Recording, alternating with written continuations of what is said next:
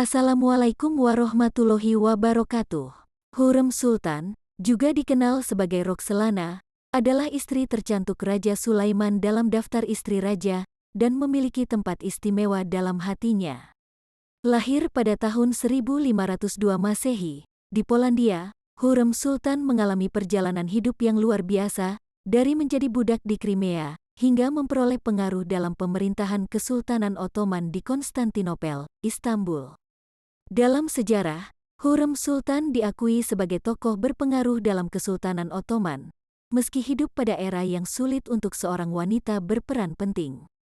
Meskipun awalnya seorang budak, Hurrem Sultan berhasil meraih kekuasaan dan memainkan peran besar dalam politik dan masyarakat Eropa.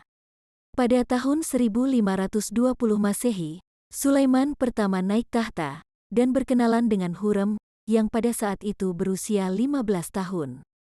Meski perkenalannya singkat, beliau melahirkan putra pertama mereka, Mehmet, pada tahun 1521 Masehi, setahun setelah Sulaiman menjadi raja.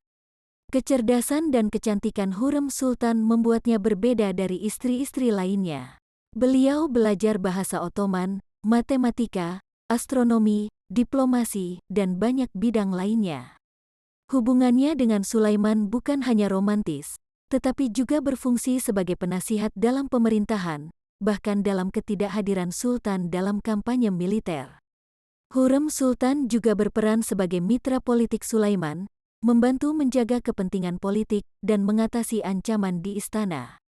Beliau mendapatkan kepercayaan lebih dari menteri-menteri dalam pemerintahan.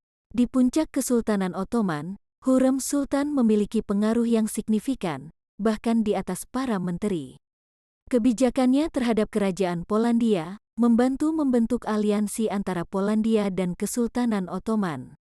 Beliau juga dikenal karena kedermawanannya terhadap rakyat Ottoman, mendirikan berbagai yayasan termasuk masjid, sekolah Al-Quran, air mancur, pemandian umum, dan rumah sakit wanita di Konstantinopel.